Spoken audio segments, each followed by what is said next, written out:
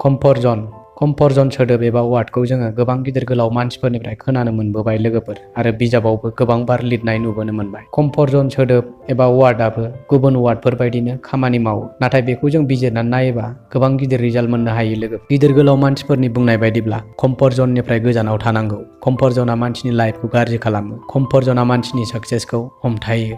बेफोरबायदि गोबां बिजाबाव लिरनाय जादों आरो गोबां गिदिर गिदिर स्टेजफोराव स्पिच होनाय जादों गिदिर गोलाव मानसिफोरा।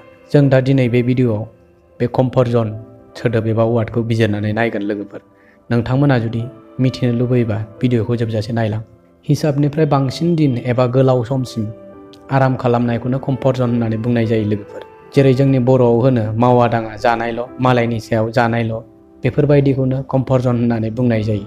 दा कम्फर्ट जना मानसिनि लाइफआव मानि थाखाय एसेबां गाज्रि खालामो बेनि एग्जाम्पलनि थाखाय नैबे मोनसे द्रामाव लोगोफोर बुंजासे माइरं